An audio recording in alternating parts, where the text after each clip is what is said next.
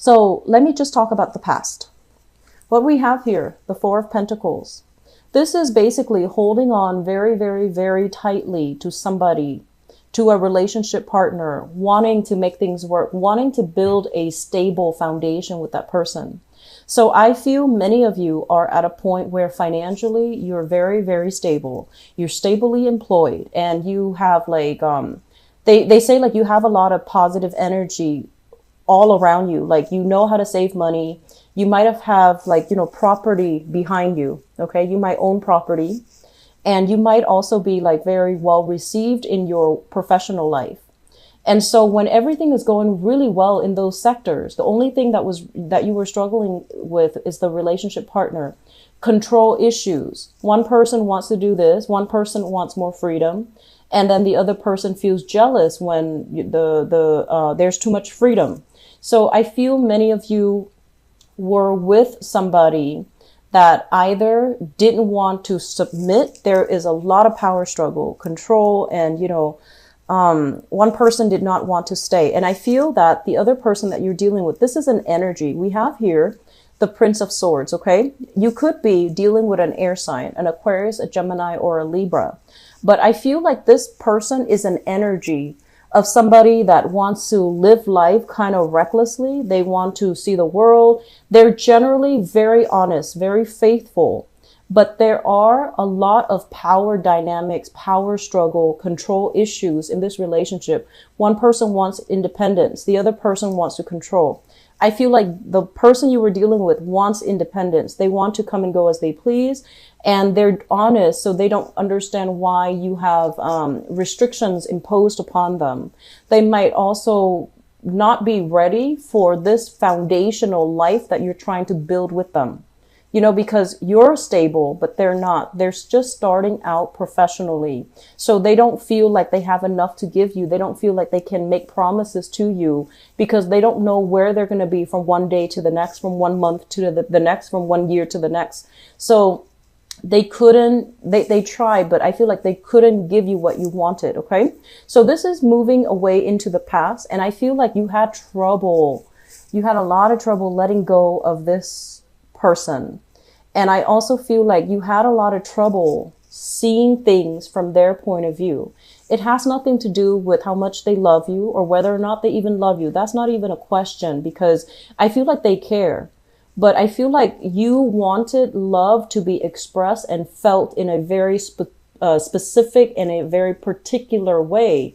So whatever they're coming in with, you won't accept it because it doesn't match up with your ideals, your concept of what love means. So for example, love to you means commitment, putting a ring on your finger, telling you we're going to move in together, we're going to buy a house together, we're going to have children together.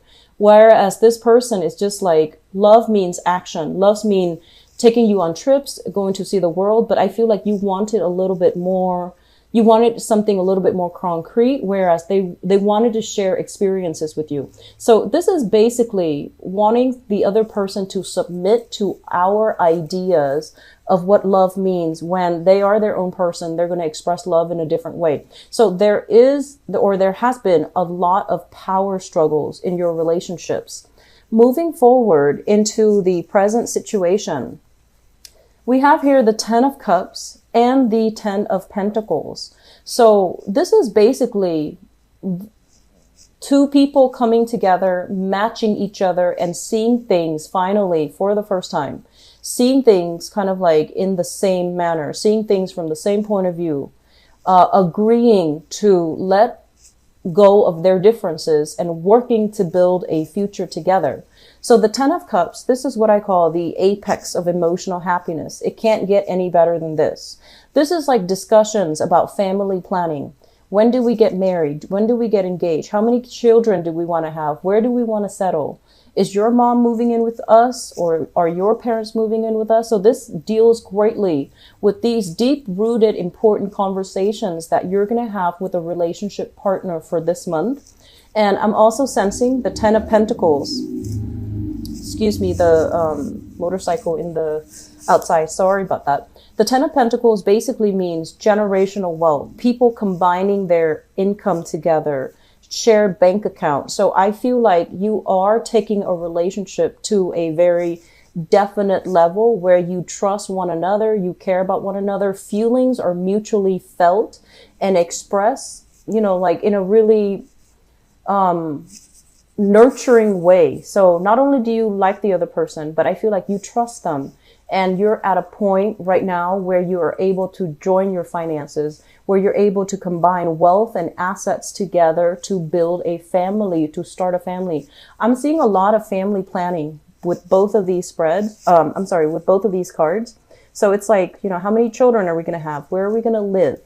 And how are we going to fund our retirement? So I feel like you're having a lot of important discussions with your relationship partner about, you know, long-term planning. Okay. These are really beautiful cards, and I'm really happy to see these for you, Aries. In the foundation, let me talk about this.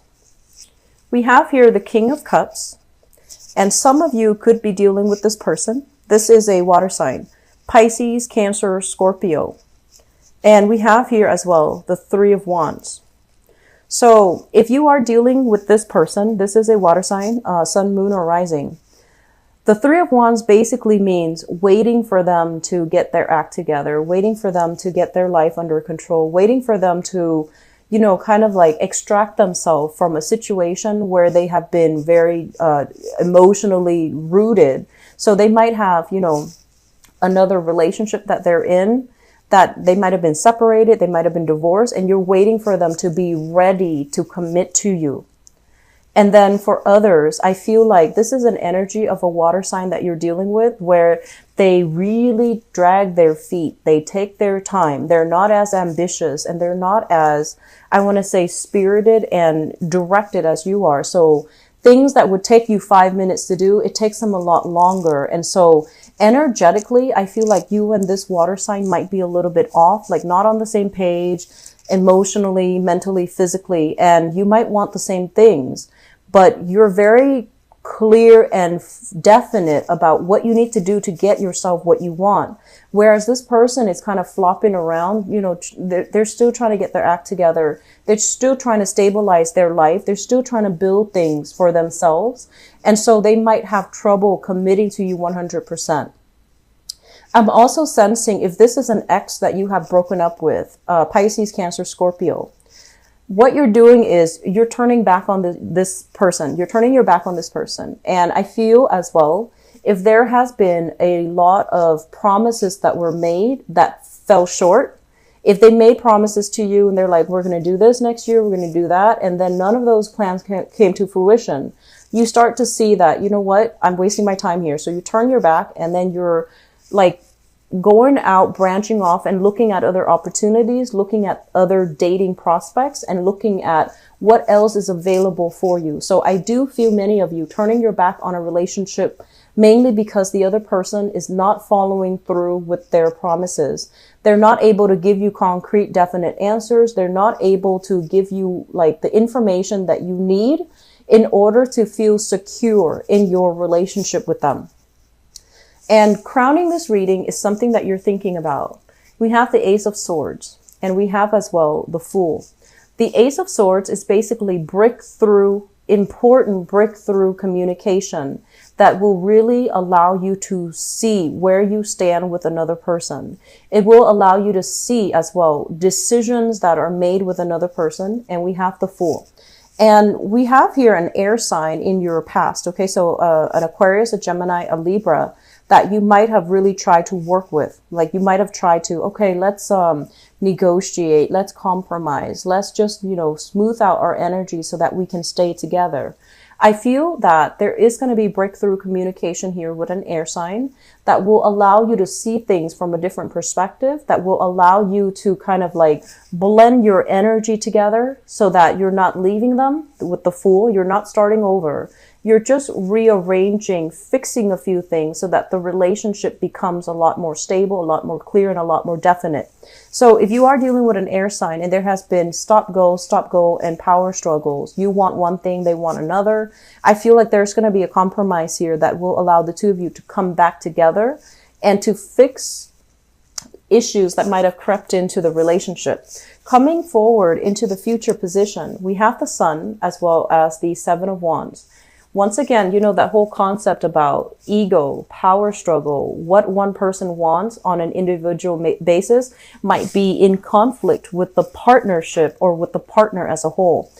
There is a major energy here about suppressing our ego, the thing that we want, in order to make things work. So you might have noticed in the past, right, there was a lot of combative energy. This is you wanting what you want specifically. And you might have had trouble seeing it. Like, you might want, for example, you might want 3 kids. You might want a house in the country. And then your partner is just like, no, let's live in the city. Let's have this, you know, vibrant social life, and let's not have children. And so you might have just, you know, wanted these things, but you're not 100% yet sure yet. But as soon as the other person suggests an alternative, then you're just like, no, I will only want this and that alone. And so I feel like there's a lot of just the whole concept about wanting something only because the other person said you can't have it, right? And then this whole concept about feeling as if somebody that you're with can't give you what you asked for, you feel that they don't love you. Okay? There are always physical constraints placed on a person.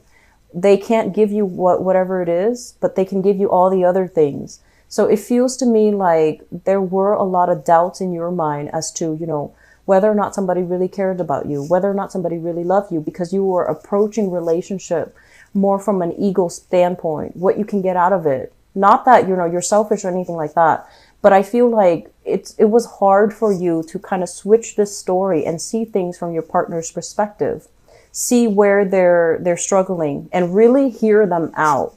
And this is the month where I feel like you're going to be able to break through all of those communication barriers. You're going to be able to blast through them. You're going to be able to revisit problems in the past and see them through a new lens, and seeing them through a new lens where you don't have to be combative. You don't have to doubt whether or not they care about you. You don't have to feel like you have to be on the defense when they say no.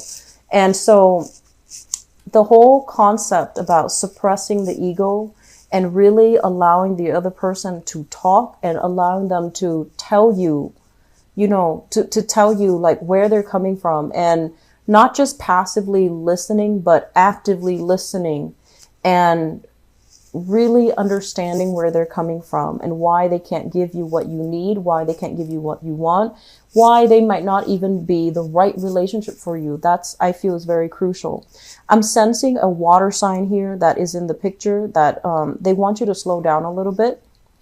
And I feel like they're not at a point where they feel success, and so they can't really commit, okay?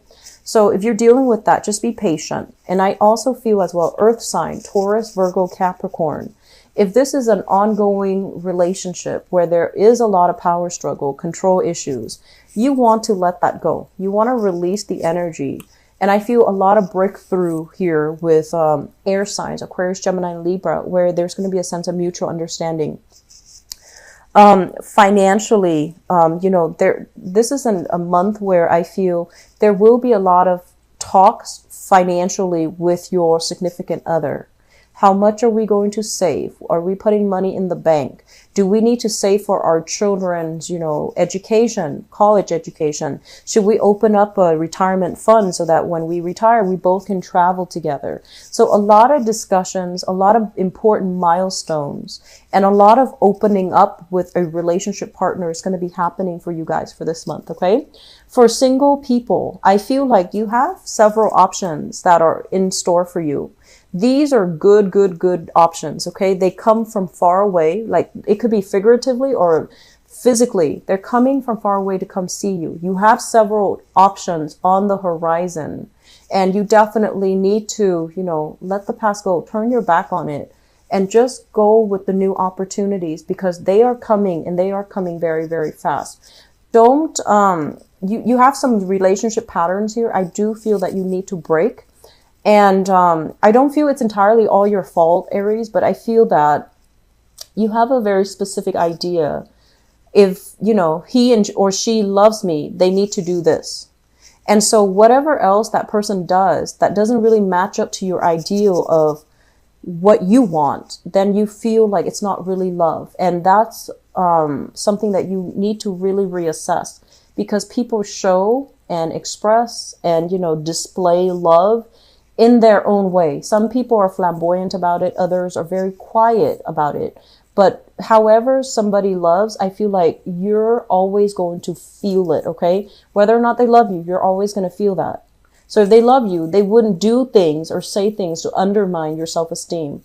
They wouldn't do things or say things to like hold grudges against you and, withhold affection, right? So if you have been in those relationship cycles, you need to call it what it is. If they're withholding affection, that's manipulation. If they're like doing things that make you chip away your self-esteem, like that make you doubt your worthiness, that's not really love, okay? Seeing it and calling it out for what it is, that's really crucial. But then you also have to understand the fine line between people show love in different ways.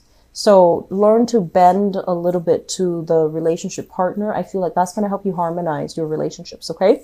So I'm going to leave it at that. I do wish you all the best. You have some really very good cards, okay, for partner people. And for people who are dating as well, there's a lot of positive energy here where they say like the wait is over. You're going to find somebody that will give you emotionally what you want, and they're going to be on the same page as you in terms of, wanting commitment, wanting a long-term relationship, wanting to build a future together.